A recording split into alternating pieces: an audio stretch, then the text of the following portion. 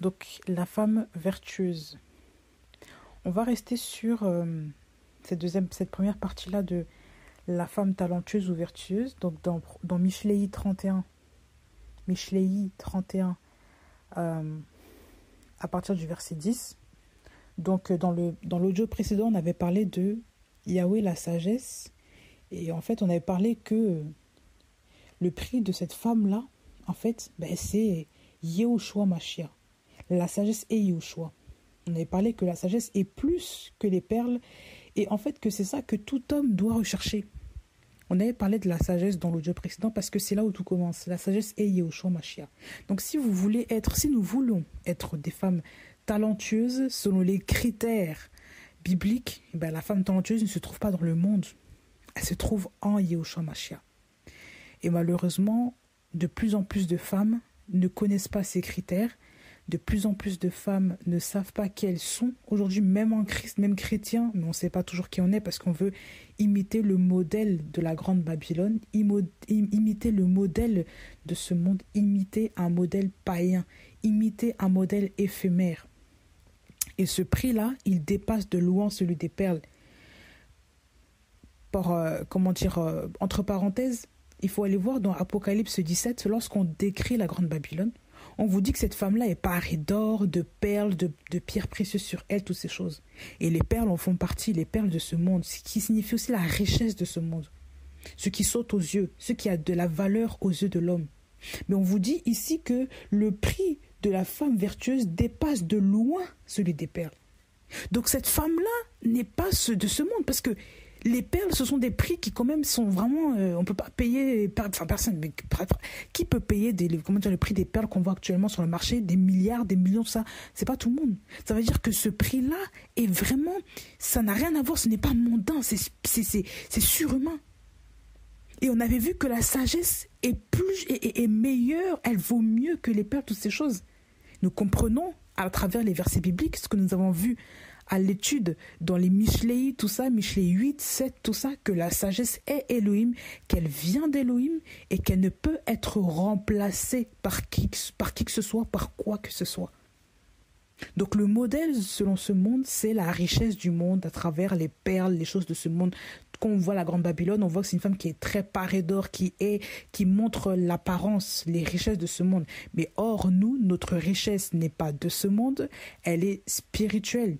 Et sachez même que si vous êtes riche selon ce monde, vous n'emporterez pas votre richesse au ciel.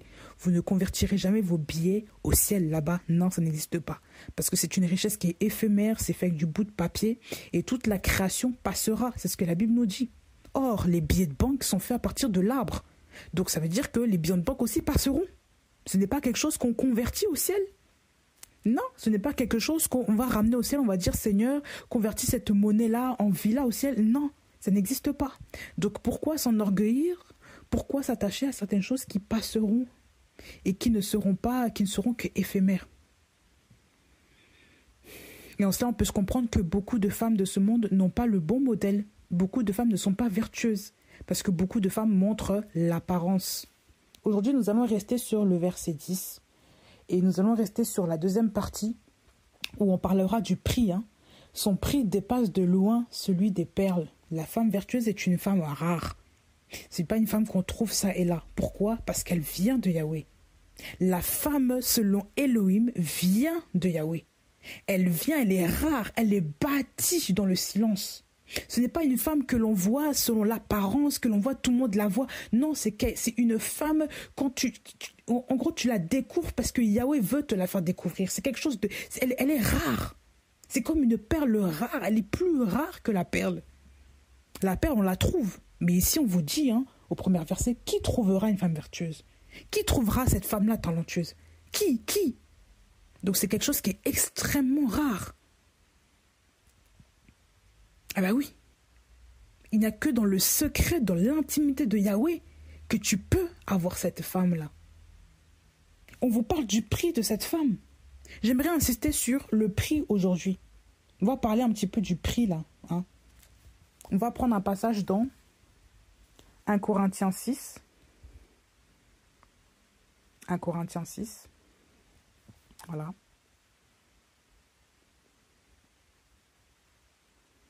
1 Corinthiens 6, verset 19 et 20. Ne savez-vous pas que votre corps est le temple du Saint-Esprit qui est en vous et que vous avez reçu d'Élohim et que vous ne vous appartenez pas à vous-même, car vous avez été achetés à un prix. Glorifiez donc Élohim dans votre corps et dans votre esprit qui appartiennent à Élohim. Ici, on voit deux notions dans ce verset. On voit deux champs lexicaux. On voit les champs lexicaux de l'appartenance, ou les groupes nominaux qui sont liés, tout ce qui est les thématiques liées à l'appartenance. Et on parle aussi du prix, de l'achat et du prix. Donc quand j'achète quelque chose, c'est quelque chose qui m'appartient. Avant, c'était dans le magasin. Désormais, dès lors que je paye le prix à la caisse, il m'appartient. Il n'appartient plus au magasin. Ce n'est pas quelque chose que j'ai emprunté. Non, c'est quelque chose que j'ai acheté. Si par exemple vous achetez, n'importe quoi, un bloc-notes, et bien votre bloc-notes, quand vous sortez du magasin, il est à vous. Le magasin n'est plus tributaire, ou il n'a plus d'œil sur ce qui vous appartient. Il vous appartient à vous parce que vous l'avez acheté, vous l'avez payé. D'accord? Si par exemple vous ramenez ce bloc-notes, vous le reprenez, ils vont dire non, ce n'est pas à nous. Vous l'avez acheté, vous le gardez. Ben oui. Alors si vous avez la garantie, vous demandez le remboursement pour quoi que ce soit. Mais en temps normal, si vous ramenez même un bloc-notes d'il y a, quelques semaines, vous le ramenez, ils vont dire non, vous l'avez acheté, il vous appartient, vous le gardez. C'est à vous, vous avez payé le prix. Pourquoi vous ne ramenez les choses? Attends, pourquoi ramener les choses gratuitement? Non. Quand vous achetez une chose, c'est une chose qui vous appartient. Vous achetez des chaussures, elles vous appartiennent. Ça n'appartient plus au magasin. Donc ici, on comprend que Yehoshua nous a achetés à un prix. Il nous a achetés. Au verset 20, on le voit. Vous avez été achetés à un prix. Glorifiez donc Elohim dans votre corps et dans votre esprit qui appartiennent à Elohim. Désormais que nous sommes achetés au prix du sang du Mashiach, là, au prix de Yehoshua Mashiach, nous ne nous appartenons plus à nous-mêmes, mais nous appartenons à Yehoshua, à Elohim. Nous appartenons à Christ. Notre corps et notre esprit. Est-ce que vous comprenez déjà la dimension? Ça, c'est des passages qui sont clés qu'il faut garder. On parle de l'appartenance à Yahweh ici. L'appartenance. Regardez bien le verset 19. Ne savez-vous pas que votre corps est le temple du Saint-Esprit qui est en vous et que vous avez reçu d'Élohim et que vous ne vous appartenez pas à vous-même? Ici, l'apôtre Paul martèle bien sur le fait que vous ne vous appartenez pas à vous-même. Vous n'appartenez pas à quelqu'un d'autre. Votre corps n'est pas la propriété, primaire, je ne sais pas quoi, de vos parents, de votre mari. Non. Vous appartenez avant toute chose à Yahweh. Votre corps est le temple du Saint-Esprit. Il est le temple. Quand on parle de temple, on parle aussi de maison. Le Seigneur, le Saint-Esprit, quand il vient dans votre vie, il vous achète à un prix. Vous n'êtes pas, un dépotoir. On ne peut pas faire n'importe quoi avec vous. N'importe quoi ne peut pas rentrer dans votre tête, dans votre esprit, dans votre corps. N'importe quel homme ne peut pas, venir sur vous, dans votre couche, pour venir faire n'importe quoi avec votre corps. Votre corps est le temple du Saint-Esprit. Vous avez été acheté à Elohim. Désormais que si personne ne fait alliance avec Elohim, personne ne peut vous toucher n'importe comment. Là, je parle aux jeunes filles là, et aux femmes sensées là. On ne peut pas tripoter votre corps comme ça. Vous avez été acheté à un prix, acheté par Elohim. Et on sait que ce prix dépasse de loin celui des perles. Vous ne pouvez pas commencer à vivre comme des païennes et vous dire ensuite chrétienne. Ça n'est pas possible, ça. Quel témoignage avons-nous? Aujourd'hui, les chrétiens font n'importe quoi et se disent encore chrétiens. Les habits, c'est la même chose. On se dit chrétien, mais on continue à porter des vêtements ultra serrés, des vêtements sexy, des vêtements machin. On montre les cuisses, on se dénude, des vêtements qui sont approximatifs. Comment voulez-vous honorer vous vous dites acheter au Seigneur. Vous vous dites être des femmes talentueuses. Comment voulez-vous honorer le Saint-Esprit avec de telles tenues-là? Comment voulez-vous? Oh, on nous a pas dit ça, c'est pas grave, c'est la mode là. Tu sais que la mode vient de Babylone? Hein, cette mode complètement mondaine là, cette mode complètement où on dénude le corps, on montre le corps des gens. Tu mets un vêtement qui ne te ramène pas, mais tu le mets quand même. Tu fais du 42, tu veux rentrer dans du 36. Ça, franchement, là, il y a déjà un problème. Tu as un corps de 42, tu veux quand même mettre des choses du 36. Et la chose te sert tellement, et c'est pour toi, tu veux mettre comme ça parce que tu as vu la jeune fille qui a mis ça sur elle, ça fait un peu comme ça, toi tu veux mettre comme ça aussi. Regardez comment on vous abîme l'esprit. Regardez comment on vous déforme l'esprit. Regardez comment on salit votre corps. Vous êtes des femmes dénudées, vous trouvez ça normal? Vous êtes comme des prostituées, il faut le dire. Le corps de la femme, déjà en tant que femme mariée, ton corps appartient à ton mari. On ne doit pas deviner tes formes, découvrir tes cuisses comme ça avec les yeux. Ce n'est pas normal. Il y a des femmes qui montent leur sein normalement. Elles mettent des choses tellement serrées que tout le monde devine leur anatomie. Vous trouvez ça normal? Et après, vous critiquez les musulmanes qui respectent plus leur mari que vous-même quand ils sortent dehors là. Vous mettez des choses, ça sert tellement, et on ose se dire chrétienne? On ose commencer à proclamer la parole? Vous trouvez ça normal? Mais quel Dieu sert-on? La Bible a été écrite pour qui? Pourquoi? Même certains païens ne s'habillent même pas comme certaines chrétiennes s'habillent. Il faut se le dire. Certaines chrétiennes de nom, parce que chrétiennes de vie, ça, il y a un grand pas à faire, il y a une grande différence. Je pense qu'il faut qu'on change un peu de langage, de dire toujours chrétien, chrétien, chrétien. Non, ce ne sont pas des chrétiens. Ce sont des suiveurs d'autres chrétiens, ce sont des suiveurs de je ne sais qui, ce sont des suiveurs, soi-disant, du nom de Yeshua, mais ce ne sont pas des disciples de Yeshua. Ce sont des gens qui se font usurpateurs. Ce sont des faux, des pseudos là. C'est pas des vrais tout ça. Vous osez vous dire, vous réclamer d'Elohim, alors que Elohim, il a acheté ses enfants à un prix. Il a acheté ceux qui croient en lui à un prix. Vous êtes là, vous vous salissez à travers des habits, de la grande Babylone. Vous voulez appartenir au monde, vous marchez comme les gens du monde et vous vous dites appartenir à Elohim. Mais de qui se moque-t-on là? Excusez-moi, de qui se moque-t-on? Il faut arrêter de mentir aux gens. Il faut arrêter de mentir aux gens. Et où sont parfois, et où sont les mères là qui redressent toutes ces jeunes filles là qui s'habillent n'importe comment? Où sont les mères là? Hier encore, je regardais rapidement, j'étais en train de zapper la télé. J'étais en train de regarder une jeune fille. Ils étaient en train de, je sais pas quoi, de vider les affaires d'une jeune fille parce qu'elle avait trop de vêtements. La jeune fille, 19 ans, mettait des choses tellement serrées, des petits vêtements, on voit tout le corps, on voit le ventre, il n'y a pas de souci. Et la jeune fille, on vidait ses vêtements, elle avait tellement de vêtements, elle n'arrivait plus à s'en sortir. Elle pense qu'elle a tant de vêtements, on lui dit que non, c'est quasiment le double, triple. Elle s'en est même pas rendue compte. Pourquoi? Parce qu'on dépense tellement, on achète tellement, parce qu'on est tellement vautré dans les choses de ce monde. Le luxe, les habillements, tout ce qui est apparent, c'est ça. Regardez aujourd'hui les jeunes filles. Le maquillage à outrance, la quantité de maquillage qu'elles mettent et en plus le prix de ce maquillage, il faut voir. Au lieu de rester simple, de prendre cet argent-là pour faire des choses qui sont quand même honorables, non, on préfère dépenser cet argent-là dans le maquillage. On préfère mettre le prix dans le maquillage.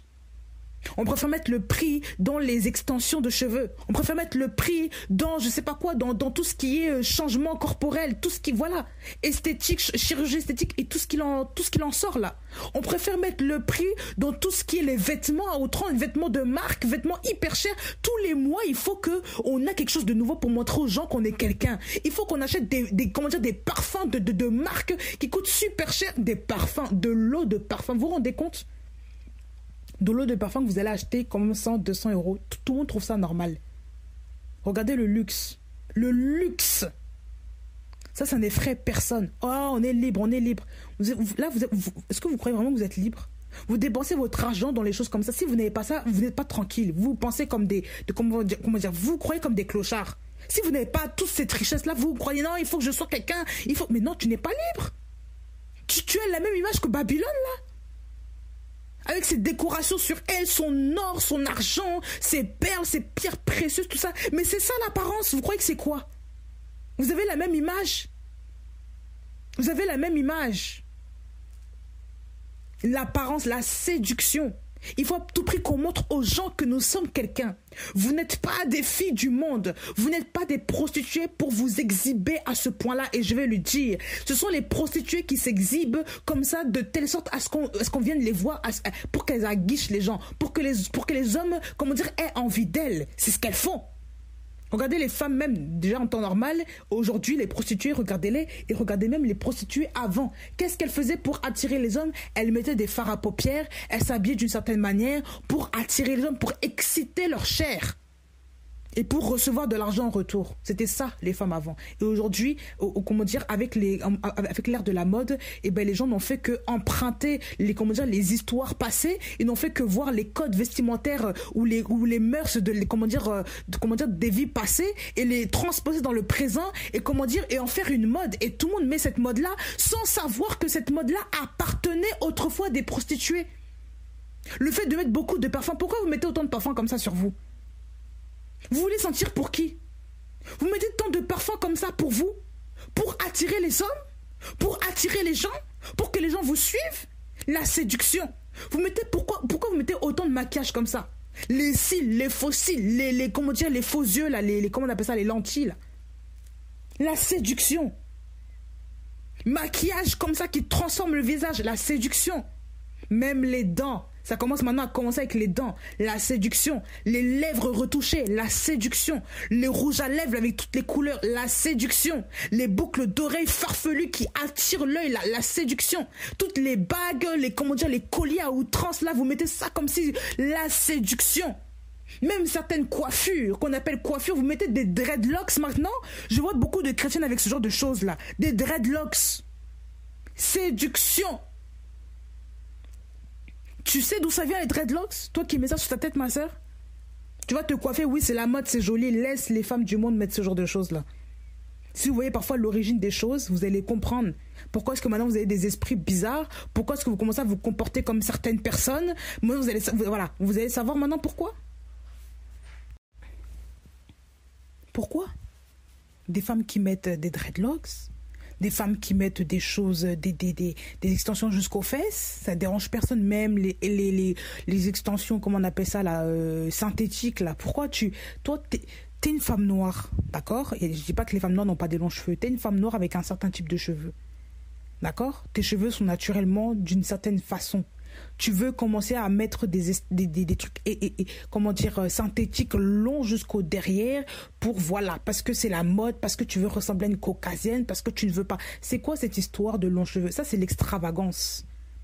On dit que la femme doit être sobre. La sobriété de la femme, on en parle. Je vais reprendre ça tout à l'heure.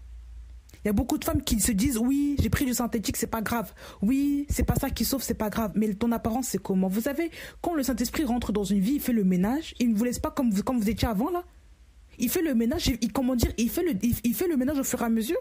Mais il faut d'abord que même les enseignent dans les églises là, que les femmes qui sont plus âgées vous enseignent par rapport à ça. Comment se fait-il que personne ne vous enseigne par rapport à ça? On vous laisse quand même aller devant, vous dandiner devant les gens. On vous reprend même pas par rapport à ça. Vous mettez des cuissardes, sinon ça dérange personne. Des petits hauts, des leggings serrés là, avec avec quoi, des bottes, des petites chaussures. Non, voilà, ça dérange personne. Non, c'est bon, la sœur est habillée. On voit tes cuisses, ça ne dérange personne. Vous trouvez ça logique? Vous trouvez ça normal? Comment voulez-vous impacter les gens? Comment voulez-vous être des modèles pour les jeunes filles de votre âge aussi? Après, on se dit chrétienne. Non, tu n'es pas chrétienne. Il faut se dire les choses. Comment est-ce qu'il faut que les choses rentrent dans vos têtes? Il faut avoir une intimité avec le Saint-Esprit pour que le Saint-Esprit vous révèle certaines choses par rapport à votre accoutrement. C'est pas facile, mais il le faut. Je suis passée par là aussi. C'est pour ça que j'en parle. C'est pas pour rien. Quand le Saint-Esprit vient dans ta vie, quand tu as une intimité avec le Père, quand le Père vient en toi, le Saint-Esprit vient en toi, tu crois qu'il va te laisser mettre n'importe quoi sur toi comme ça? Mais non! S'il n'y a pas de changement là, depuis tu te dis chrétien, s'il n'y a pas de changement, c'est que réellement il y a un problème, tu n'as pas d'intimité avec le Père. Parce qu'on doit voir un changement là. On peux comprendre que, oui, tu as une semaine de conversion. Oui, mais même, au fur et à mesure que tu avances avec le Seigneur, tu vas commencer à redevenir naturel. Les femmes, comment dire, quand tu es une femme qui craint le Seigneur, tu es une femme simple, tu es une femme naturelle, tu es une femme qui aime te couvrir, te cacher, non pas pour devenir un sac, non pas pour ressembler, comment dire, à une fausse religieuse, je sais pas quoi. Non, parce que tu es une femme sobre, tu dois rester quand même, comment dire, tu dois avoir égard à l'apparence des autres. Tu dois être une femme respectable. On n'a pas dit une femme, comment dire, qui s'habille classe, machin, chic, parfaitement. On a dit respectable. Ça veut dire qu'il y a des habits, il faut arrêter avec ça. Tu es là, tu mets du jaune avec du bleu, du rose, tes cheveux sont gris, avec des maquillages, machin. Mais où est la décence là-dedans? C'est de l'extravagance. Ça, c'est Babylone encore, ça. Les gens ne sont pas encore sortis de là. Et souvent, on voit l'état des gens comme ça, souvent dans les mariages. Il faut voir dans les mariages. Oui, c'est souvent dans les mariages qu'on voit ça. Ah bah oui. C'est là qu'on voit le vrai visage spirituel des gens. Quand tu vois les gens maintenant à l'église s'habiller tant. Maintenant, tu les vois au mariage des femmes, enfin surtout les femmes, qui s'habillent avec des vêtements tellement serrés. On voit les décolletés, on voit les seins à l'air, on voit le dos nu, on voit les épaules dénudées, on voit les maquillages à outrance, on voit les perruques qui n'en finissent pas, le parfum qui... Mais c'est là qu'on voit la vraie image des gens. Même dans les mariages, les gens ne peuvent pas être décents. C'est que clairement, il y a un problème d'intimité. Ça veut dire que depuis tout ce temps, vous faites de la comédie. Comment voulez-vous impacter les gens ? Comment voulez-vous être des modèles pour les gens? Comment voulez-vous que le Seigneur se glorifie à travers votre vie? Comment voulez-vous? Vous êtes des suiveurs, vous n'avez aucune identité spirituelle, vous n'avez aucune identité chrétienne. Vous vous dites, vous réclamez de Yahushua, vous n'êtes pas de lui.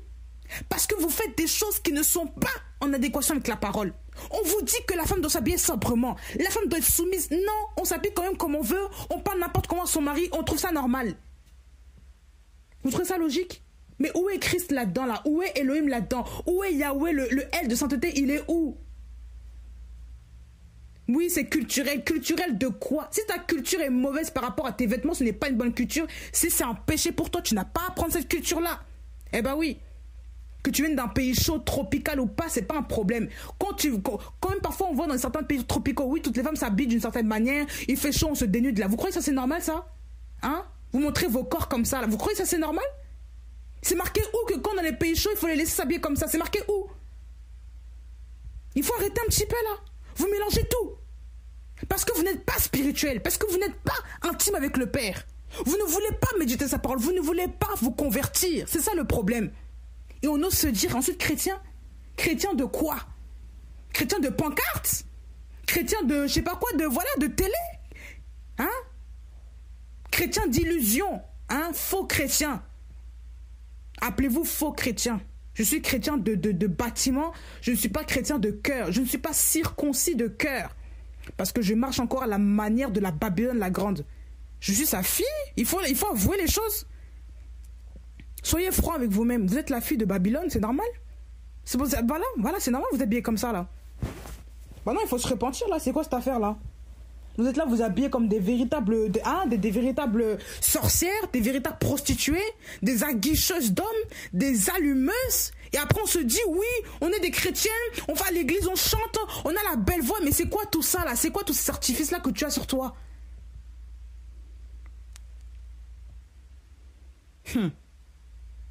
Quelle est cette affaire là? Le Seigneur, quand il rentre dans ta vie, il te dit, jeune fille, tu n'as pas besoin de tout ça pour être belle. Il fait le ménage. Il t'enseigne. Il t'enseigne comment t'habiller. Il t'enseigne comment te maquiller. Il t'enseigne comment te coiffer. Il t'enseigne à t'accepter. Et son amour en toi, quand tu médites sa parole, ça pénètre ton cœur. Tu vas finir par t'accepter. Tu vas arrêter de mettre tellement de choses sur toi. Bah oui. Vous savez, c'est comme la nourriture. Une nourriture, quand on ne l'aime pas, qu'est-ce qu'on fait? Quand on n'aime pas un aliment. Par exemple, moi, j'aime pas trop les betteraves. Exemple, hein, j'aime pas trop les betteraves.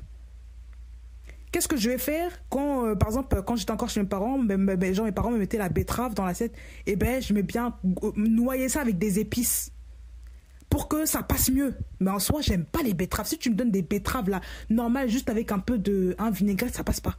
Moi, il fallait que tu noies ça dedans pour que j'aime. Sinon, le goût, là, ça passe pas. Ça ne passe pas. Par contre, tu mets de la tomate, même sans rien, comme ça, je peux manger la tomate. Mais la betterave, ça ne passe pas. Pourquoi? Parce que je n'aime pas la betterave. Pour que ça passe, il faut que j'ajoute beaucoup de choses pour masquer le goût. Parce qu'en vérité, et après là, je vais dire, ah, c'est bon. Mais en vérité, c'est pas la betterave que j'aime. C'est le goût que ça a donné que j'aime. Vous comprenez? Mais par contre, tu me donnes de la tomate. J'aime la tomate, telle qu'elle est.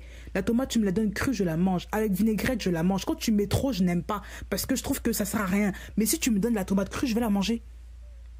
Est-ce que ça parle à quelqu'un ce que je suis en train de dire là? Quand tu ne t'aimes pas, tu vas commencer à te noyer avec trop de choses. Tu vas commencer à mettre tellement de choses sur toi pour combler, pour cacher un désamour de ta personne. Parce qu'en vérité, tu ne te connais pas, tu ne t'aimes pas. Parce que le Créateur n'est pas suffisamment rentré en toi pour que tu apprennes à t'aimer. Quand le Saint-Esprit vient dans ta vie, quand le Saint-Esprit vient dans ta vie, tu es le temple du Saint-Esprit. Le Saint-Esprit t'achète à un prix. Il te noie de son amour. Quand tu passes du temps dans son intimité, quand tu passes du temps dans sa présence, il te révèle son amour. Il te noie dans son amour. C'est pour ça que à la conversion, les jeunes filles, les jeunes gens là, apprenez à passer du temps dans la présence de Dieu. Méditez la parole. Je ne dis pas qu'il ne faut pas demander conseil aux gens, bien sûr que non. Mais quand tu as le Saint-Esprit, quand tu reçois le Saint-Esprit à la conversion, tu dois méditer sa parole, passer du temps dans sa présence pour qu'il t'aide, pour qu'il te reforme à son image, pour que tu n'aies plus ces complexes-là que tu avais dans le monde. Mais quand les gens se disent être chrétiens, ils sont chrétiens, mais ils restent dans les assemblées, ils ne font que danser à l'église. Et après, tu vois toujours des gens avec des caractères pareils, l'attitude c'est pareil, le visage c'est pareil, le maquillage c'est pareil. Il n'y a pas de transformation là, il n'y a pas de méditation, sinon il n'y a pas d'intimité avec le Père. Tu ne t'appartiens plus à toi-même. Tu ne peux pas faire n'importe quoi avec ton corps. Et ça ne vient pas de toi-même, ça vient du Saint-Esprit. C'est le Saint-Esprit qui convainc que ce que tu mets là, ce n'est plus bon pour toi. Que ce que tu as sur toi, ce n'est plus bon pour toi. Ce genre de tenue, ce n'est plus adéquat. Bah oui, il faut mettre des choses quand même qui ne te servent pas le corps. Tu ne peux plus mettre des vêtements, ultra serrés, non. Il faut s'habiller simplement. Il y a des gens, s'ils n'achètent pas de marque, ils ne s'habillent pas. Ils ne peuvent pas aller à Leclerc même prendre un t-shirt qui leur plaît, qui est quand même beau, qui est acceptable. Non, ils ne veulent pas. Parce que ce n'est pas une marque qui est connue, machin. Ça, c'est aussi c'est aussi une maladie. Ça, c'est aussi une maladie. Le Seigneur te donne un corps. Est-ce que c'est le vêtement qui fait de toi quelqu'un? C'est ton corps qui a acheté un prix. Ce n'est pas le vêtement. Le vêtement, là, c'est juste les hommes ont mis le prix dessus. Mais toi, tu as été acheté à un prix qui est supérieur à ceux des vêtements, selon le Seigneur. Et tu veux quand même te résigner à un prix de vêtements pour paraître quelqu'un. Ça, c'est être esclave. Le téléphone, c'est pareil. Il y a des gens, s'ils n'ont pas des téléphones de marque, des téléphones UP, des téléphones que tout le monde, ils ne peuvent pas prendre ce téléphone-là. S'ils n'ont pas des téléphones, des smartphones du moment, là, ils ne peuvent pas prendre. C'est pas possible. Même si le téléphone est cassé, non, ils ne peuvent pas prendre, voilà. Parce que eux, il faut que la marque. Il faut que tout le monde voit qu'ils ont un bon téléphone. Il faut que tout le monde voit qu'ils sont à la page. Il faut que tout le monde voit qu'ils sont quelqu'un. Ça, ce n'est pas ça, Elohim. Ça, c'est encore le prix selon le monde. Et vous dépensez des fortunes pour des choses, pour des gadgets comme ça. Vous devenez accro. Ce sont ça vos idoles. Vous n'arrivez même pas à vous détacher de votre téléphone. Vous êtes obligé de montrer aux gens que vous êtes quelqu'un, quoi. Vous trouvez ça normal? Le monde a envahi les assemblées. Juste à voir la jeunesse, on comprend que le monde a envahi les assemblées. C'est la vérité. C'est la vérité. Si les gens n'achètent pas des choses de cher, non, ça n'a pas de prix. Voilà, c'est un truc nul. Si on ne prend pas quelque chose de cher sur soi, non, voilà, on est personne, on n'est rien. Qui t'a dit que le vêtement, la chaussure, le matériel était ce qui faisait ta valeur aux yeux d'Elohim?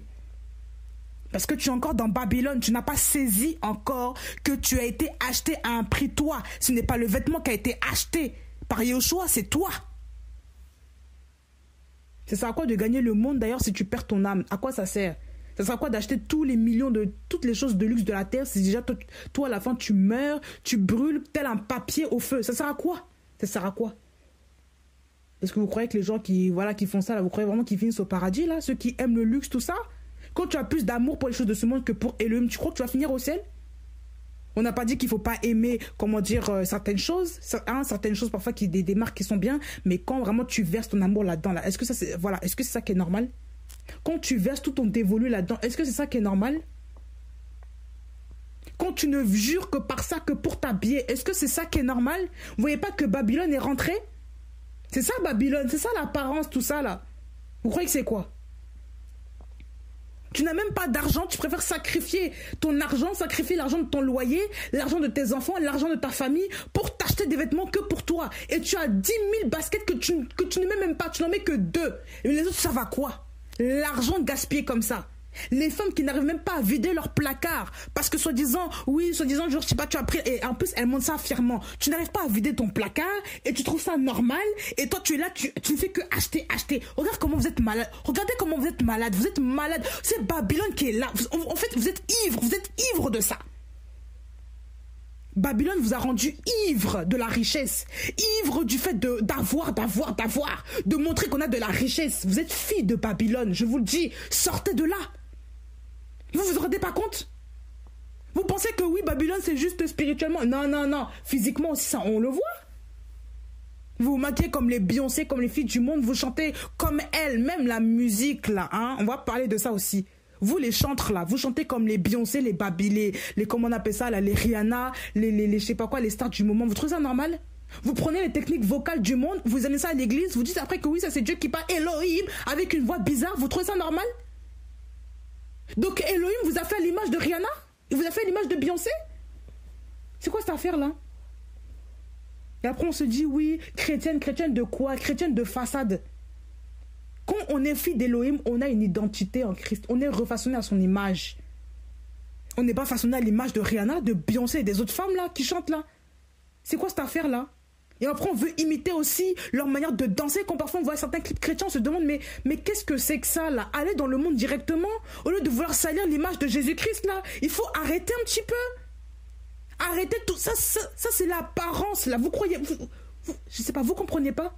Ces femmes-là, ces femmes du monde qui chantent, ont été conçues dans l'œuf, dans l'utérus de Babylone. Elles ont été conçues entre Satan et Babylone. Vous comprenez pas? Ce sont leurs filles. Pourquoi voulez-vous imiter la conduite des païens? Ce n'est pas normal. Quand on entend souvent certaines femmes chanter, on se demande, mais est-ce que... franchement, on dirait, voilà, le gospel du monde qui chante là. C'est pas normal. C'est pas normal. Et après, on se dit chrétien. On se dit chrétienne qui va à l'église, on fait le gospel à l'église, on ramène les techniques vocales, on ramène les techniques des Américains là dans l'église, on trouve ça normal, on veut chanter comme eux, on voit vraiment que c'est le monde qui vous a façonné, ce n'est pas Elohim.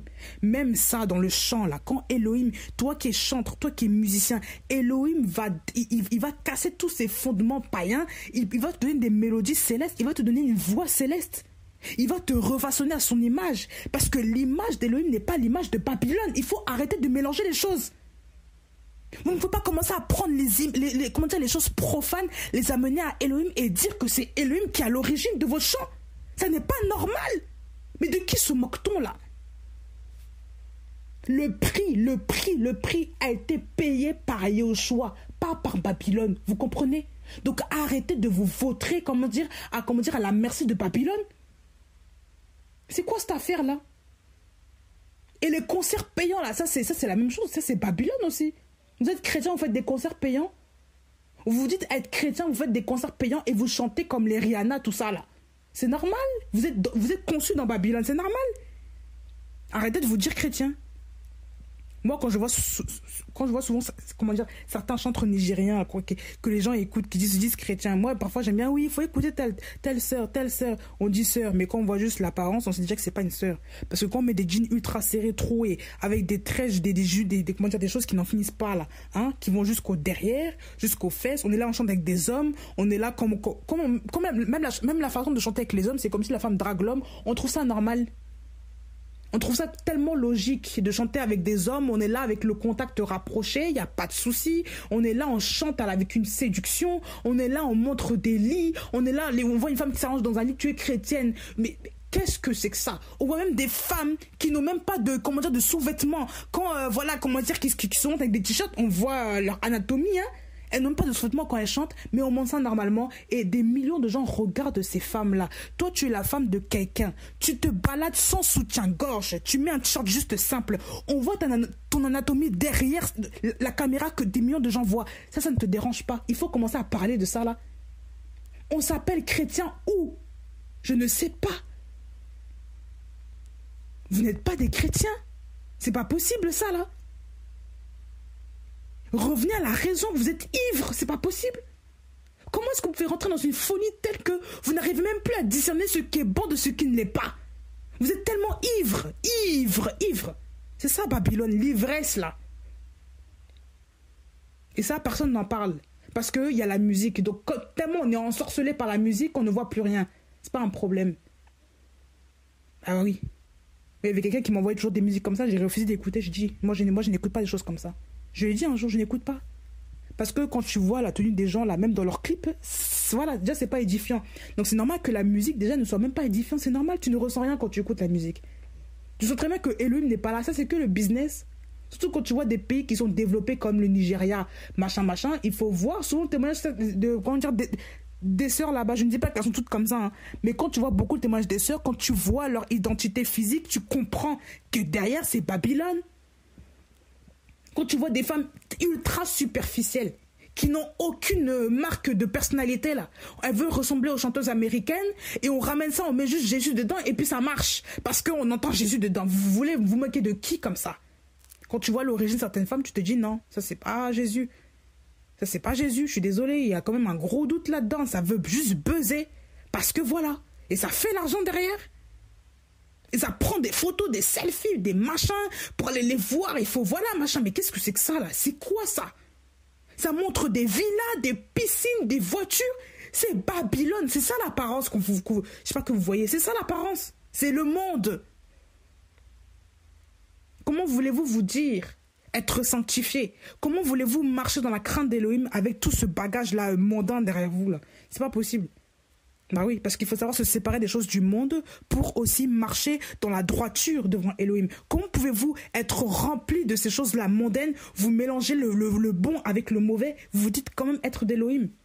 Hein? Le luxe sans compter, l'apparence toujours frappée aux yeux des gens. Vous croyez que Elohim est comme ça? Regardez même la vie de Yehoshua Mashiach. Est-ce qu'il était comme ça avec ses disciples? Est-ce qu'on a parlé de la richesse de Yehoshua? Est-ce qu'on a parlé du Matthieu que quand il sortait, il faisait des clips, des clips, il faisait des choses pour montrer aux gens qu'il était quelqu'un. À chaque fois qu'il sortait voir les gens, qu'il les guérissait, il disait toujours aux gens de ne pas aller le dire et de juste aller devant le Sanhédrin et pour dire que Dieu a fait ça pour lui. C'est tout. Mais on n'a jamais dit que Yehoshua montrait ses richesses, qu'il voulait que tout le monde publie son nom, qu'il a fait des choses pour que tout le monde sache qui il est. Qui a fait ça? Yehoshua n'a même pas fait ça. Alors pourquoi le faites-vous? Vous êtes qui, vous? Des stars, le monde, les fils de Babylone, là, filles de Babylone, tout ça, là. Le prix. Les talons à outrance, c'est pareil. Tu mets des talons, pourquoi? Il n'y a que le dimanche que tu mets des talons. Toute la semaine, tu ne mets rien. Tu mets toujours des baskets parce que tu veux être à l'aise. Mais le dimanche, c'est pareil. Pourquoi tu mets des talons le dimanche? Pour plaire à qui? Hein? Pour plaire à qui? La sirène des eaux est derrière toutes ces choses-là. Talons ultra hauts. Je ne dis pas que les talons sont mauvais. Quand tu mets des talons qui surpassent, tu n'arrives même pas à marcher avec. Quand tu marches, même ta démarche change. Tes hanches se dandinent dans tous les... Ça, c'est fait pourquoi, à votre avis, là? Pour séduire. Parce que quand une femme met des talons, il faut qu'elle ait une démarche pour que la marche suive. Donc forcément, c'est la séduction. Bah oui. Vous voyez, tout ça, c'est fait pourquoi, là? Quand tu marches avec des talons, tu crois que tu marches comme un garçon? Tu crois que tu marches seulement simplement? Non. Ta démarche et un petit peu, tu dois marcher un peu plus d'une manière distinguée pour que voilà, la séduction. Et toujours des talons, tu regardes les talons, tu te dis, ah!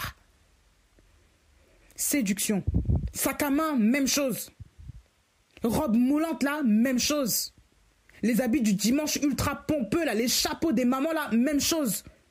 Pourquoi vous mettez toutes ces choses là sur vous là? Soyez simple.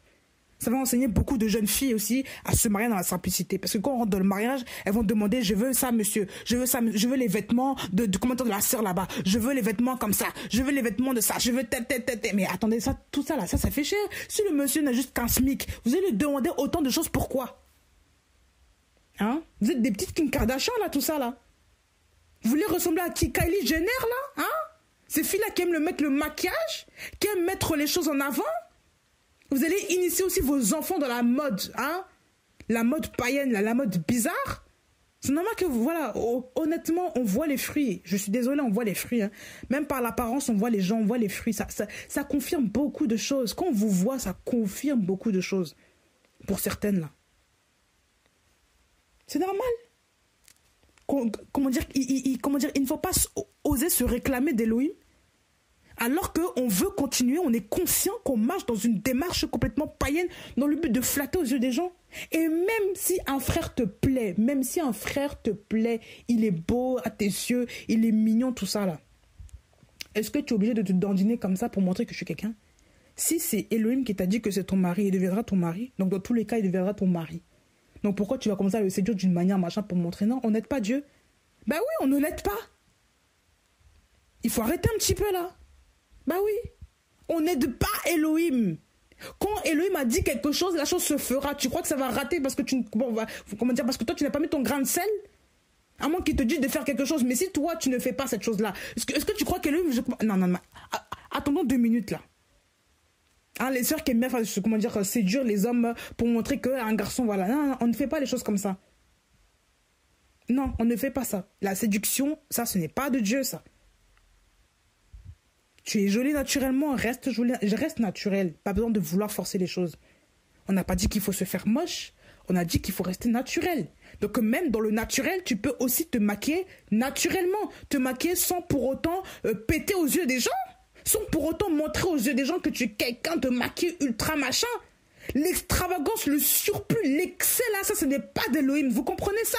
Il faut apprendre à être naturel. Le Seigneur est naturel. Le Seigneur, regardez, vous ne le voyez même pas. Est-ce qu'il se montre partout comme ça? Et pourtant il est Elohim, non? Il veut que vous soyez aussi à son image. Je ne dis pas qu'il veut que vous soyez effacés.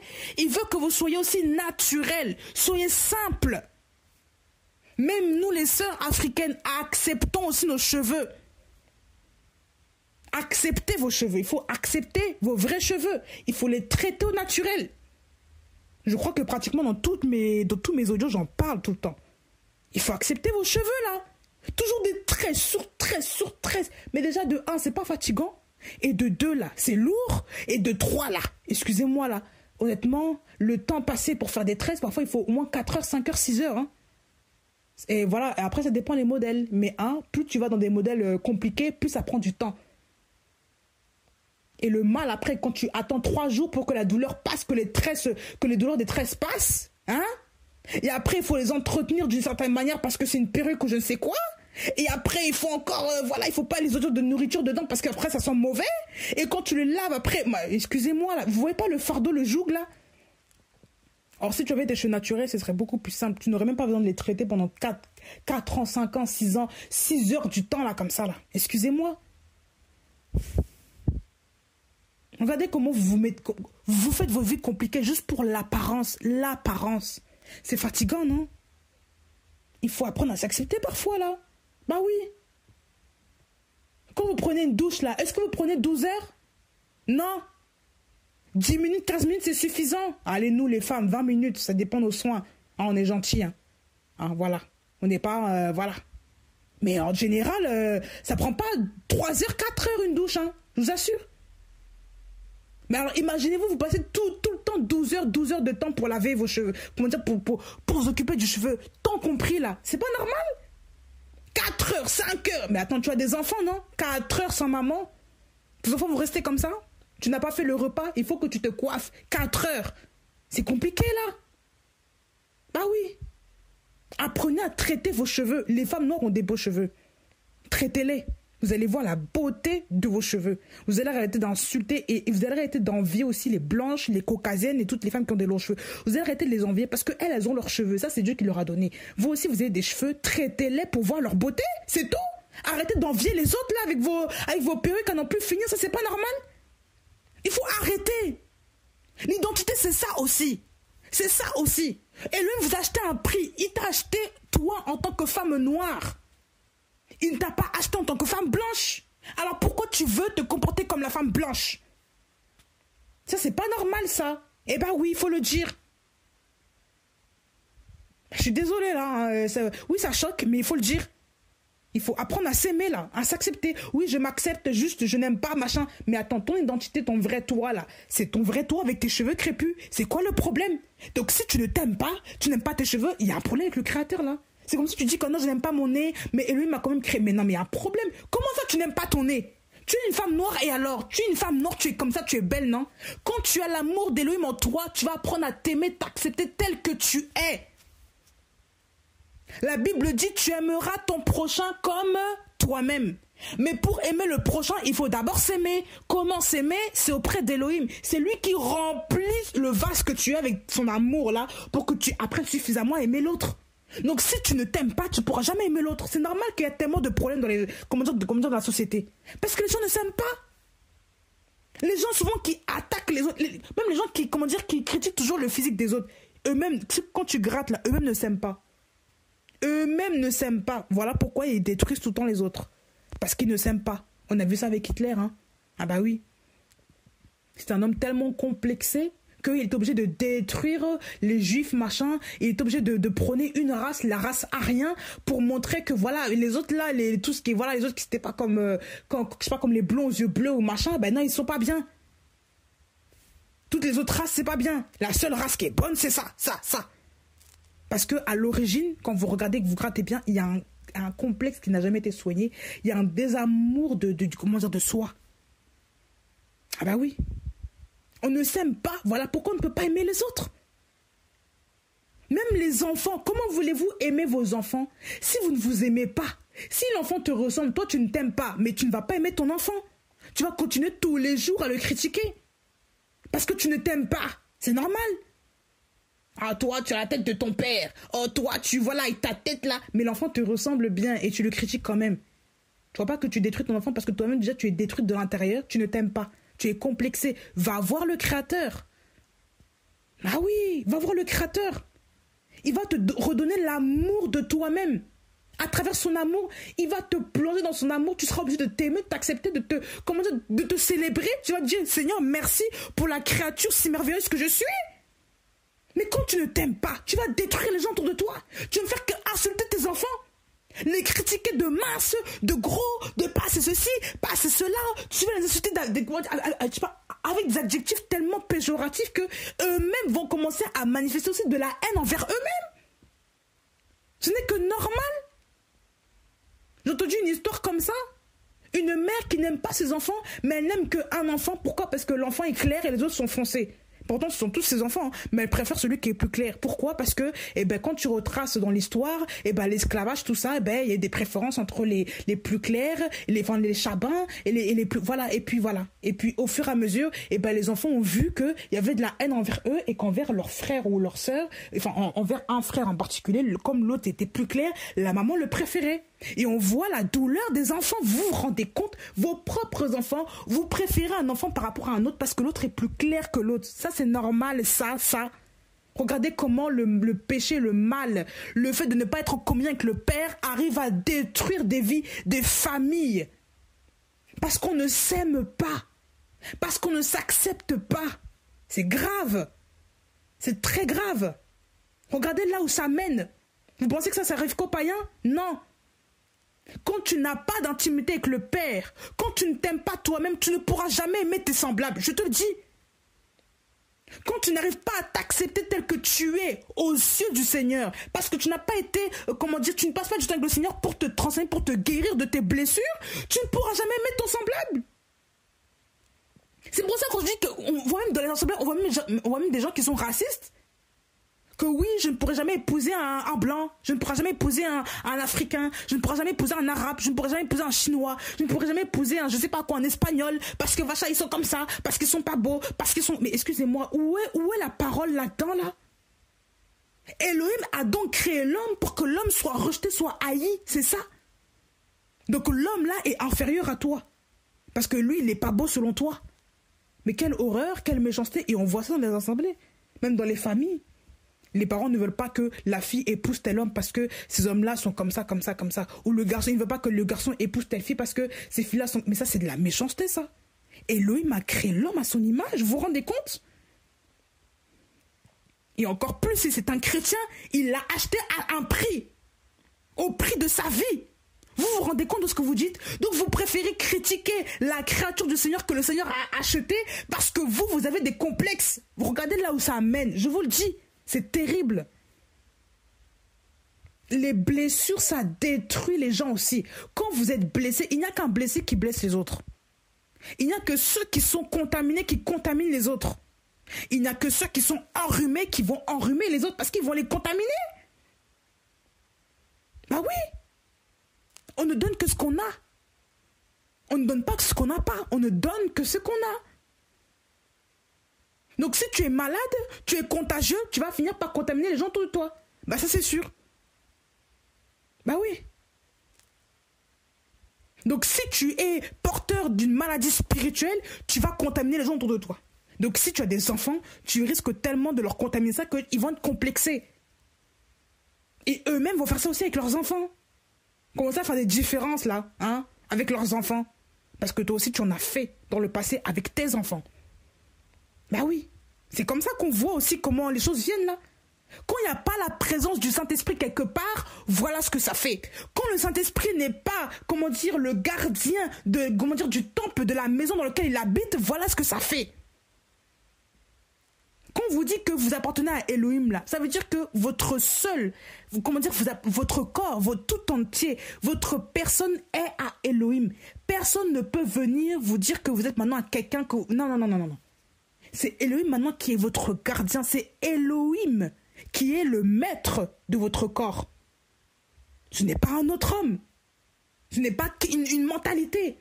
Ce n'est pas un autre esprit impur. Non.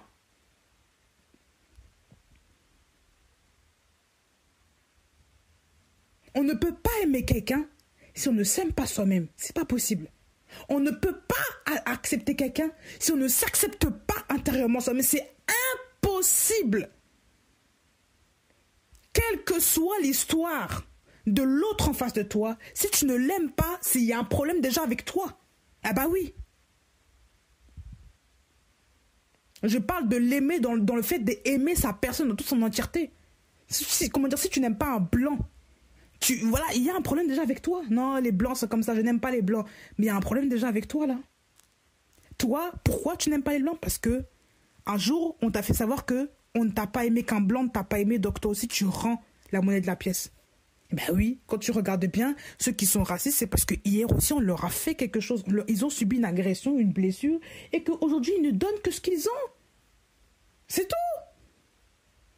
Ben oui, vous croyez que le racisme naît comment là? Le racisme naît comme ça. Le racisme naît avec des histoires comme ça. Dans les familles, quand les parents ne font que parler de la méchanceté, je sais pas, des blancs, des noirs, des chinois. Mais c'est normal que les enfants maintenant commencent à garder ça, ils véhiculent ça maintenant aux autres. Ce n'est que normal. Ce n'est que normal.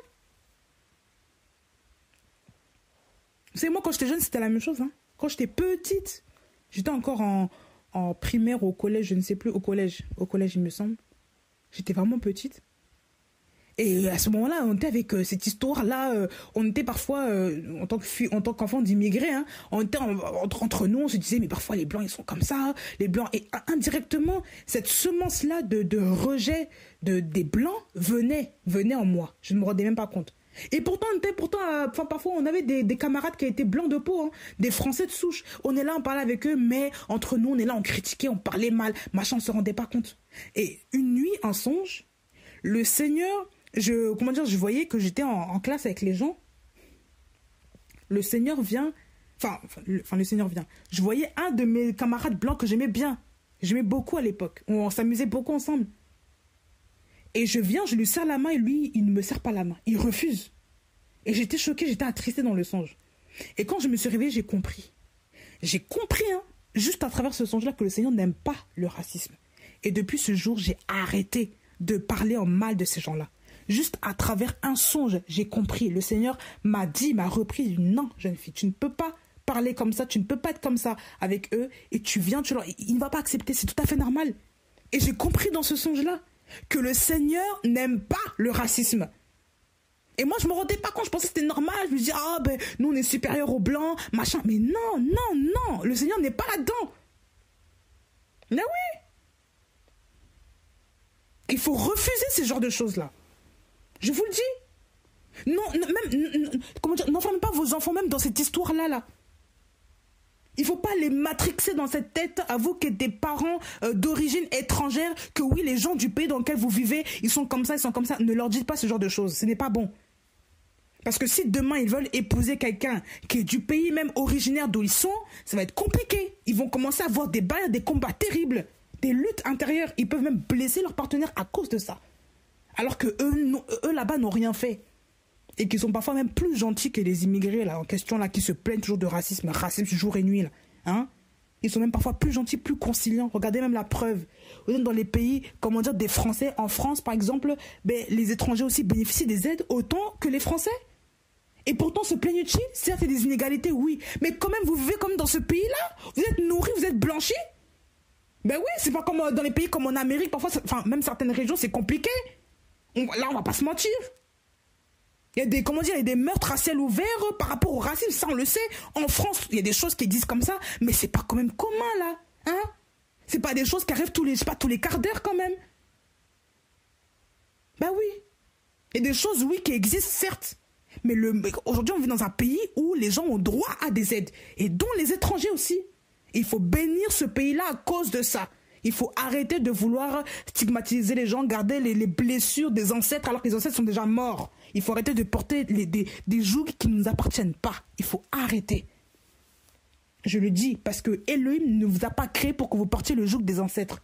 Ça, c'est passé, ça. C'est fini, ça. C'est Elohim qui va juger toutes ces choses-là à la fin.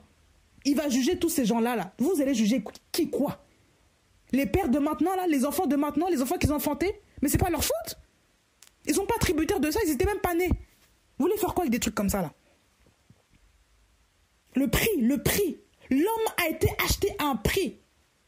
L'homme, en plus spirituel, chrétien, hein, quand il est racheté par Elohim, il a été acheté par un prix. Le Seigneur a été crucifié à la croix pour l'humanité, n'oubliez pas ça. Il n'a pas été crucifié à la croix juste pour les Noirs, juste pour les Français, juste pour les Maghrébins, juste pour les Malgaches, juste pour les Orientaux. Non, il a été crucifié à la croix pour l'humanité entière. Tous. Donc respectez l'être humain. C'est ça aussi. On ne peut pas être chrétien si on n'aime pas l'autre. C'est pas possible ça. En plus, un frère dans la foi. En plus de ça, un frère dans la foi, tu ne l'aimes pas parce qu'il n'est pas de la même couleur que toi. Mais c'est quelle histoire ça?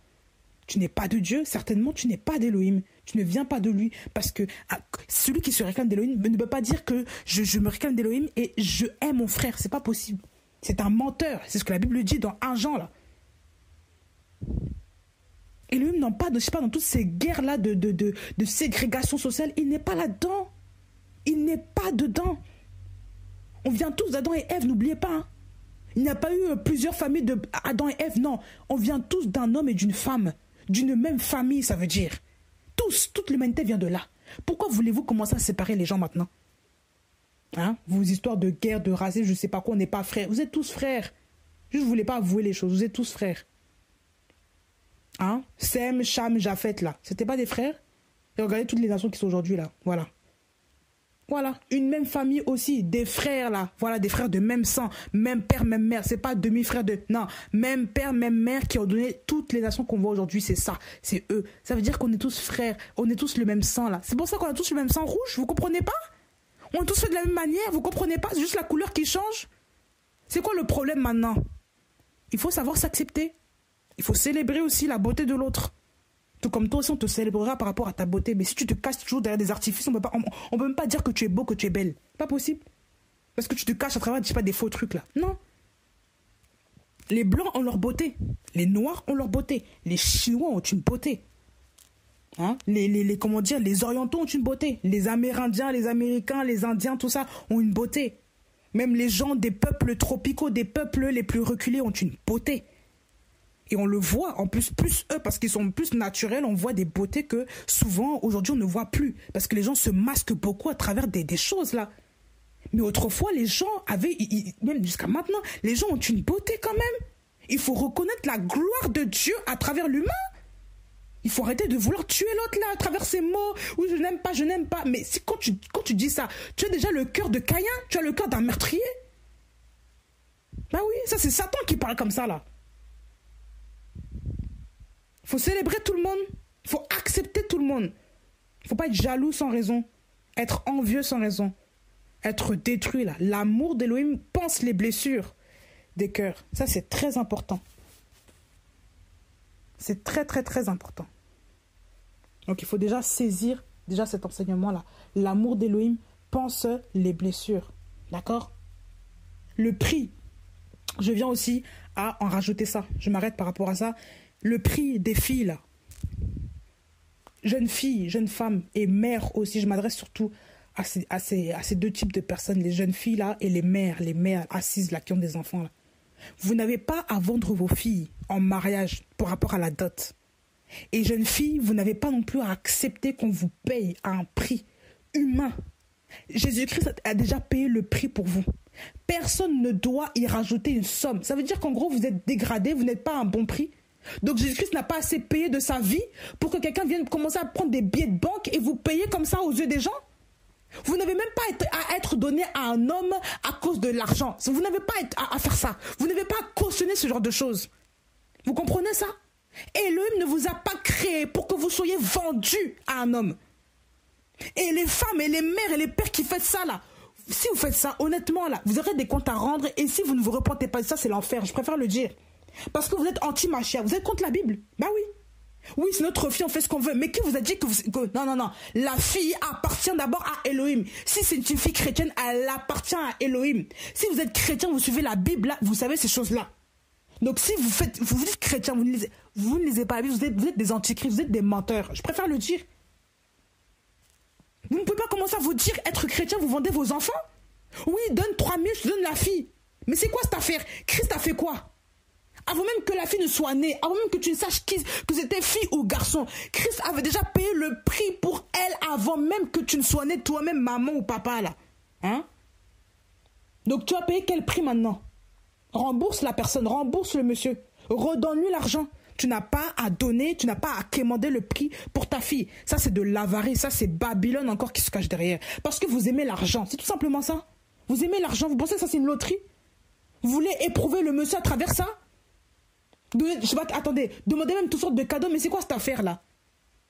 À mettre la pression sur la famille là-bas? Parce que vous êtes plus fortuné, vous êtes plus riche? Je le dis encore, vous croyez que vous allez convertir vos billets au ciel? Vous n'allez rien convertir du tout. Donc arrêtez de vouloir séquestrer les gens avec l'argent. Le garçon aime la fille, donnez-la lui, c'est tout.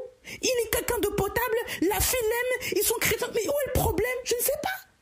Pourquoi vous voulez séquestrer les gens maintenant à travers l'argent? Ça, ce n'est pas bon. Ça, c'est Babylone. Vous ne comprenez pas? C'est Babylone qui est là. Il faut arrêter. Et c'est comme ça souvent qu'on retrouve des filles qui tombent dans la publicité. Ben, on est tombé. Ben, tellement ils s'aiment là. Et avec le temps, ils sont éprouvés aussi. Ben oui. Parce que la fille ne peut pas aimer le garçon. Elle ne peut pas aimer le garçon normalement. Donc voilà, il arrive parfois des drames comme ça. Parce que les parents font des blocages bizarres. Des années, parfois même 10 ans, la fille ne peut pas fréquenter le monsieur honnêtement. Elle ne peut même pas aller vers son mari. Pourquoi? Parce que le parent demande toujours l'argent, l'argent, l'argent. Vous êtes des sorciers, honnêtement, vous êtes des sorciers. Vous êtes conduits par l'esprit de Satan, vous êtes des satanistes. Je préfère le dire maintenant. Vous voulez éprouver les jeunes gens comme ça, alors qu'ils s'aiment, ils veulent craindre le Seigneur, ils veulent avoir des enfants dans la sainteté. Vous préférez les conduire en enfer à cause de à cause de tout ça? Et vous, jeunes gens aussi, si les parents mettent la pression comme ça, honnêtement, ça vous pouvez refuser. Parce que être soumis aux parents pour le péché, ça ce n'est pas d'Élohim non plus. Bah oui. C'est comme si vos parents vous disent d'aller voler pour valider un mariage, vous allez le faire. Vous êtes chrétien, vous connaissez la parole, non? Eh bien oui, l'autorité aussi des parents en tant que chrétien, vous avez aussi l'autorité, non pas sur vos parents, vous avez aussi l'autorité de Christ. Donc si quelqu'un s'oppose à la parole et veut t'imposer une doctrine qui n'est pas celle de Christ, tu as le droit de dire non, tu as le droit de t'y opposer. Donc même si tes parents ne sont pas d'accord parce que l'argent n'a pas été validé, tant que c'est pour te vendre, ça n'est pas concret, ce n'est pas validé, ce n'est pas biblique, tu n'acceptes pas ce genre de choses. Donc tu as le droit de refuser aussi que tes parents puissent te vendre à ton mari à cause de l'argent. Tu as le droit de refuser ça. Et quand c'est comme ça, tu vas à la mairie, tu te maries. Bah oui, parce que tes parents sont contre le mariage biblique. Voilà, il faut le dire.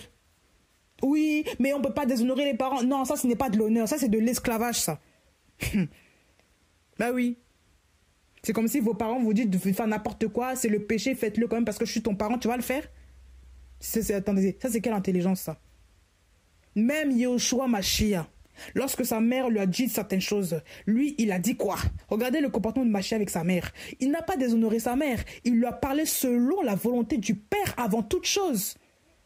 Lorsqu'il le reprenait comment dire, avec le vin, là. Sa mère était venue dire, elle était venue voir Yoshua, elle a dit que, ah, regarde, ils ont plus de vin. En gros, il voulait qu'elle fasse quelque chose maintenant. Lui, il a dit quoi? Qu'y a-t-il entre toi, femme? Qu'y a-t-il entre toi et moi, femme? Mon heure n'est pas encore venue. Donc le temps de Yoshua, le temps du père, n'est pas le temps de la mère de Yoshua, homme. Ce n'est pas le même temps.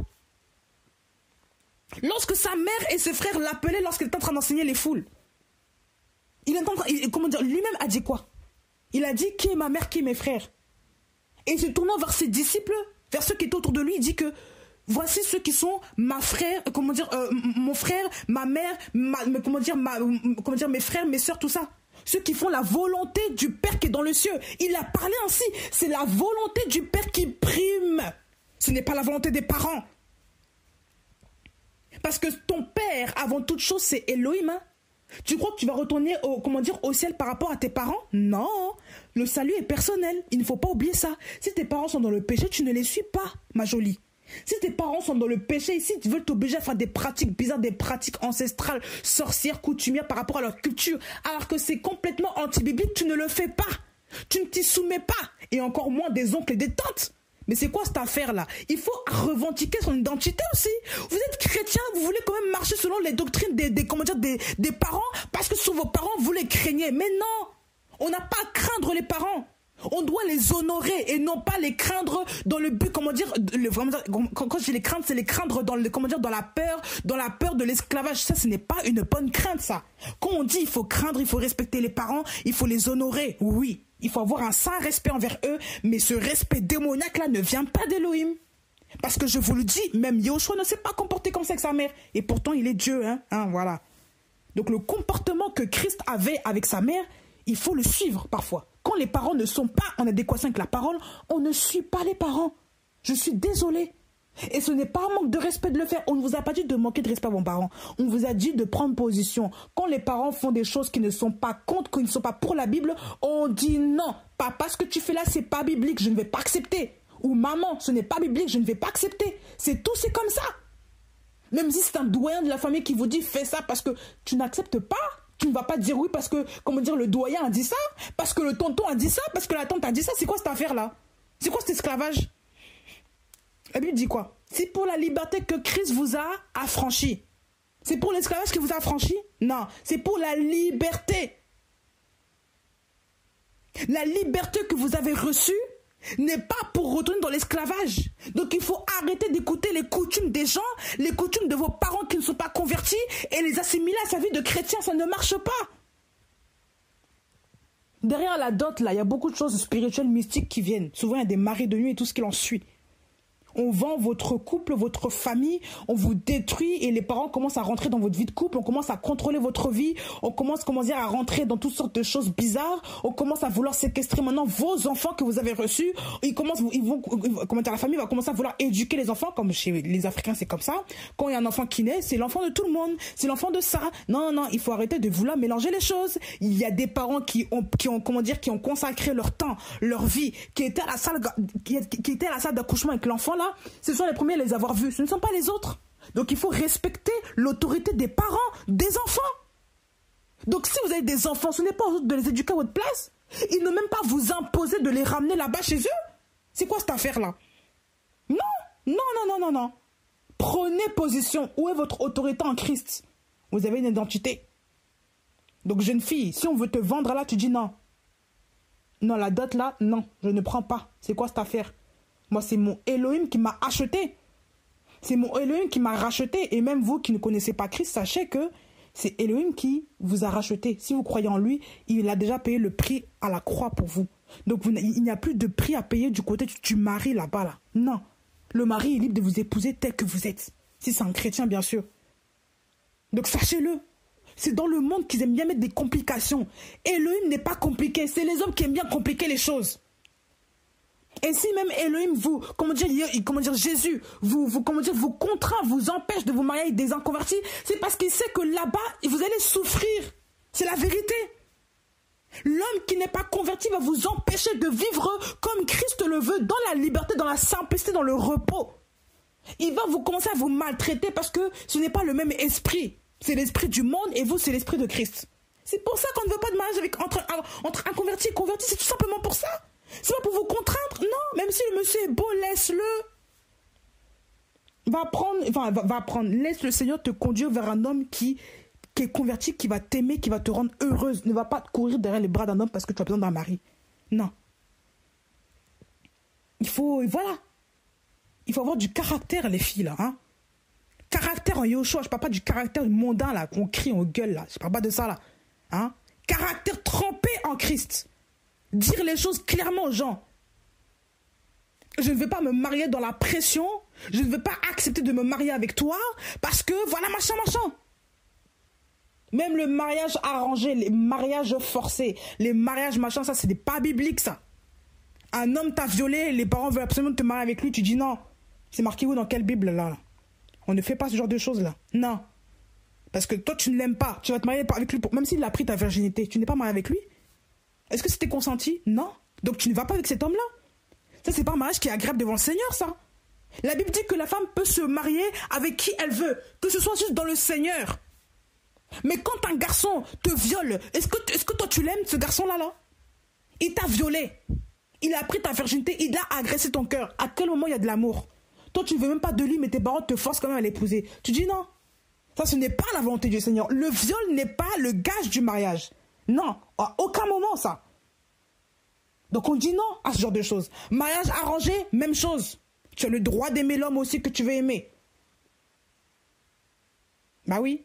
Et Rebecca aussi. Quand les parents de Rebecca sont venus vers Rebecca, parce que l'homme, Abraham a envoyé Eliezer, un homme qui était dans sa maison pour prendre une femme pour elle, et ben quand il est parti dans cette famille-là, en voyant Rebecca l'a conduit dans sa famille, il est parti voir, il s'est entretenu avec les parents, le frère, tout ça, et ben ils ont dit on va demander à la jeune fille si elle veut partir avec toi. Ils ont demandé l'avis de la jeune fille.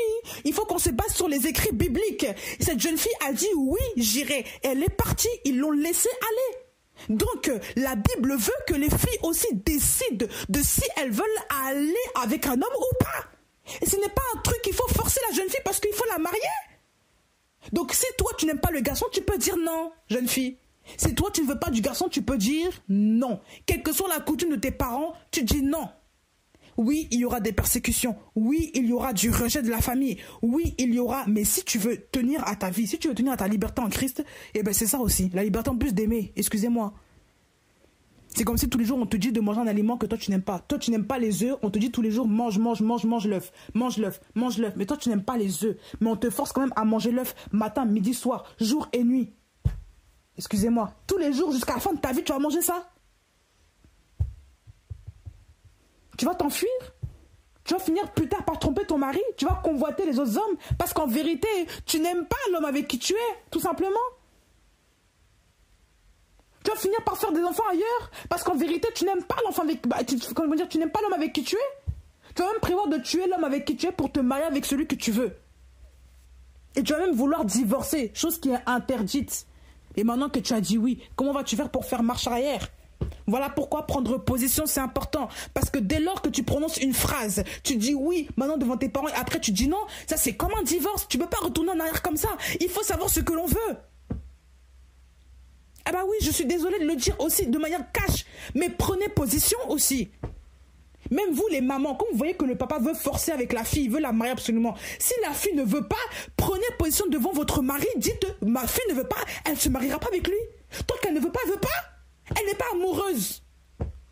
L'amour ne s'est pas encore réveillé en elle. Elle n'est même pas prête, même parfois pour le mariage. Tu veux la... Comment dire? Pourquoi est-ce que tu veux la donner comme ça rapidement? Non. Oui, l'honneur de la famille. Non, ça ne marche pas comme ça. Et les parents, là, même dans les pays pauvres, là, hein, qui veulent absolument donner leur enfant, leur fille en mariage parce que, soi-disant, ça va ramener l'argent à la famille. Ça ne marche pas, là. Non, ça, c'est quoi cette affaire-là? La fille n'a que 12 ans, tu la donnes là-bas juste, pour alléger la facture financière. Donc ta fille a été créée pour l'argent, c'est ça? Ça, c'est encore maman, c'est encore Babylone qui est derrière. Hein? Tout ça pour l'argent? Toujours la quête, l'argent? Vous faites des enfants maintenant pour l'argent?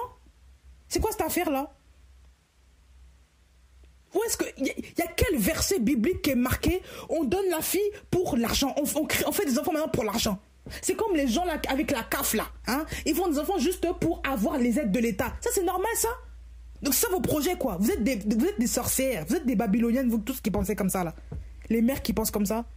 Donc, toi, tu sacrifies l'éducation de tes enfants contre de l'argent pour avoir, se disant, un faux salaire. Un faux salaire. C'est même pas ton salaire, ce sont des aides. Et ce sont des aides que tu as eues en plus par la duplicité. Même parfois, certaines qui font ramener les enfants du pays pour commencer à les prendre pour enfants et qui les font déclarer. Et maintenant, on leur donne plus d'argent à cause de ça. Mais elle s'occupe même pas de l'enfant. Hein. Elle veut juste toucher l'argent plus pour rester, pour ne pas travailler dans le pays dans lequel elles vivent. Et après, elles vont à l'église tous les dimanches là-bas. Elles vont commencer à sauter dans tous les sens, les prophéties. Des fausses chrétiennes comme ça. Hein? Des irresponsables. Tout ça parce qu'on aime la prophétie. Hein? On ne veut pas de la vérité, on ne veut pas de la sanctification, on ne veut pas... En fait, on est des faux chrétiens. C'est ça le truc. Ce sont des faux chrétiens, des pseudos. Mais on veut toujours se mettre derrière une fausse apparence de piété pour cacher pour masquer le péché. Voilà, c'est tout ce qu'on veut. Chrétien de quoi? Chrétien de façade? Des irresponsables. De plus en plus de mères sont des irresponsables de leurs enfants, de leurs filles. Elles n'en ont rien à faire de leurs filles. Elles se disent leurs filles juste pour l'argent, juste pour être vues, juste pour ça. Mais l'amour de soi, l'amour de l'enfant lui-même, il n'y en a pas. On utilise juste l'argent pour un moyen d'avoir quelque chose. On a vu ça dans les assemblées. On utilise les enfants pour je sais pas, pour montrer qu'on a ça, qu'on est quelqu'un, c'est tout. Voilà.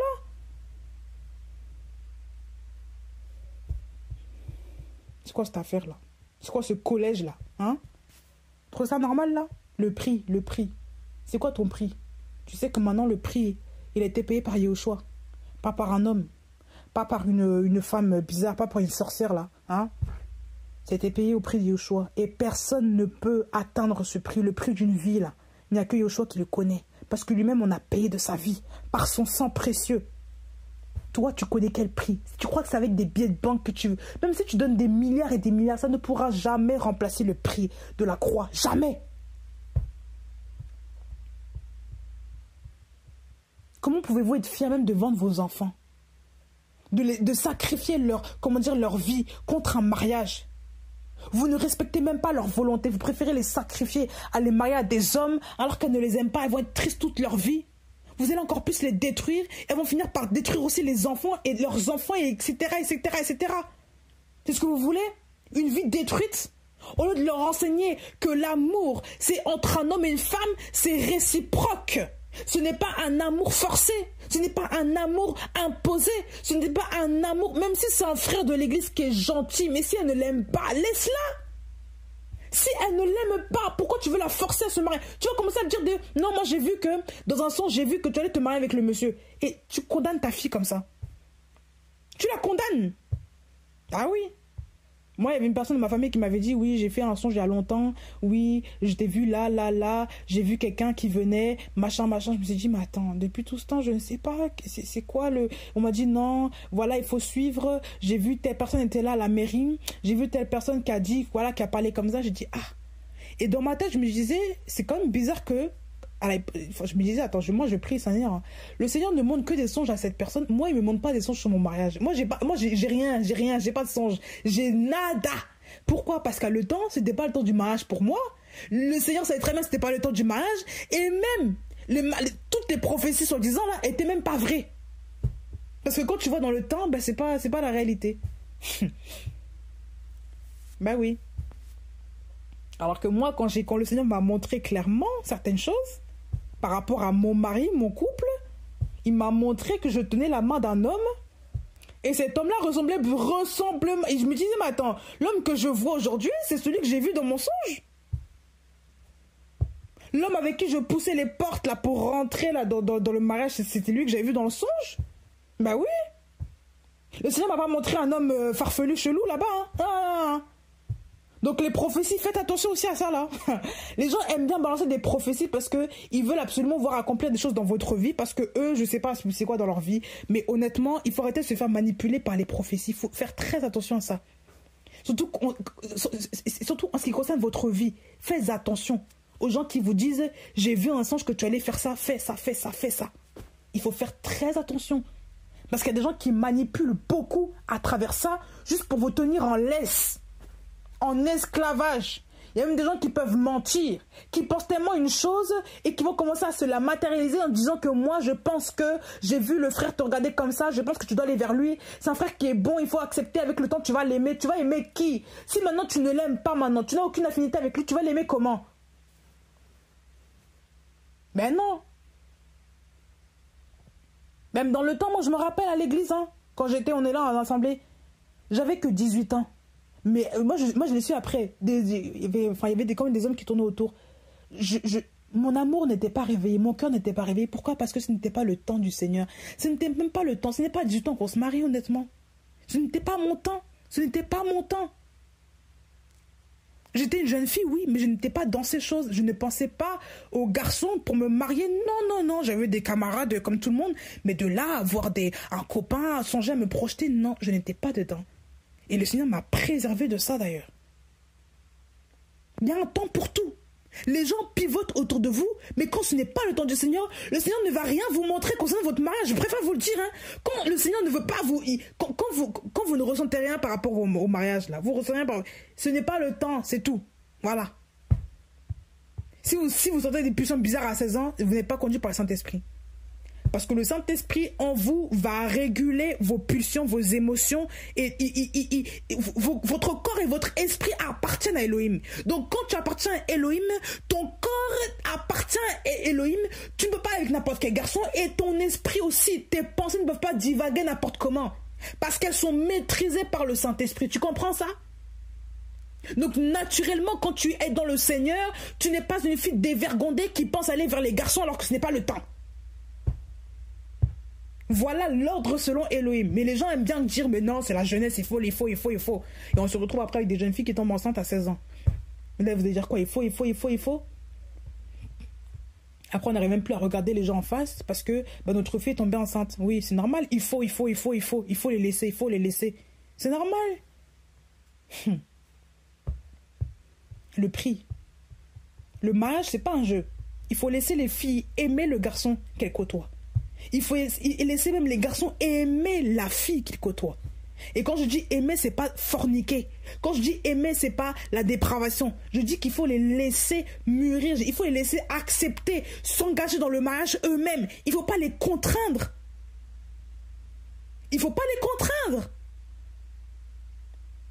On n'a pas à forcer une fille à aimer un garçon. Même s'il est pasteur, même s'il est prophète, même s'il chante bien à l'église. Mais on n'a pas à la forcer à ça. Arrêtez avec ça. Laissez les jeunes filles tranquilles. Si même elle ne veut pas se marier pour le moment, pour elle, c'est pas son temps. Pourquoi vous lui mettez la pression avec le mariage? Même si elle a 40 ans. Si pour elle, c'est pas son temps, pourquoi vous lui mettez la pression? Hein? Oui, les enfants. Mais attendez, Sarah a eu des enfants à quel âge? Sarah a eu Isaac à quel âge? Quel enfant vous criez comme ça là? Non, c'est dans la Bible. On se dit chrétien, mais on ne veut pas l'exemple de la Bible. On veut toujours l'exemple du monde. Oui, 40 ans, ça commence à approcher la ménopause, le déclin des ovaires. Les ovaires, c'est compliqué. Mais qui a dit ça? Même si dans la nature, c'est fait comme ça. Elohim est le Dieu de miracles, non, là? Vous faites quoi, là, maintenant, là? Je sais pas d'Elohim, là. Elohim est où? Vous lisez quelle Bible? On a parlé de Sarah, non? On a même parlé d'Elisheba, là. Une femme qui était âgée et pourtant elle a enfanté, Yohanan le Baptiste. Eh ben oui. Vous vous moquez de qui, là? Vous lisez quelle Bible? Une Bible à l'envers? Donc la Bible, là, donc le Dieu de la Bible, là, lui, il n'existe plus. Il est mort. C'est normal qu'on ne croit pas en Yoshua. On commence à prendre toutes les techniques humaines pour pouvoir arriver à ses fins. C'est normal. Et après, on dit, on a la foi. Quelle foi? Foi de qui? Foi de où? Foi de qui? Hein? Tu as quelle foi? Tu as le foi, mais tu n'as pas la foi. Tu as le foi physique, tu n'as pas la foi. Ben oui. Vous êtes des hypocrites, là. Il faut changer un peu et laisser vos filles vivre.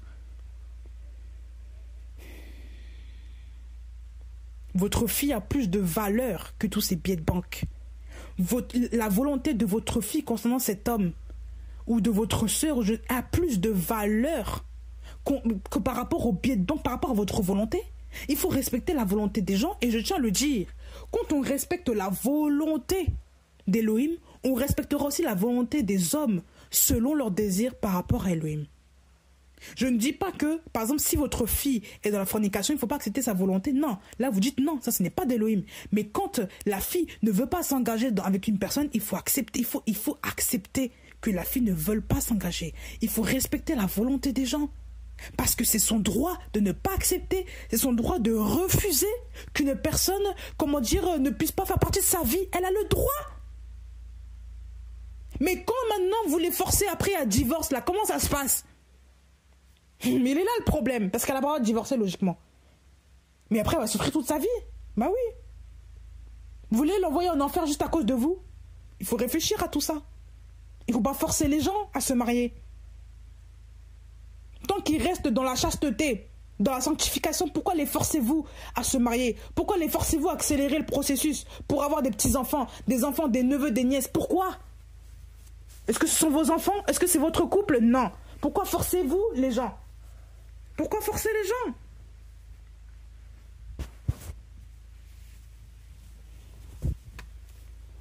Il faut respecter tout le monde. Il faut accepter tout le monde. Les enfants appartiennent à Elohim.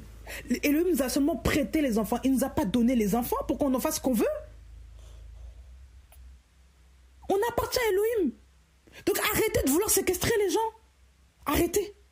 Respectez tout le monde. Honorez les gens. Soumettez-vous les uns aux autres. C'est biblique. Soumettez-vous les uns aux autres.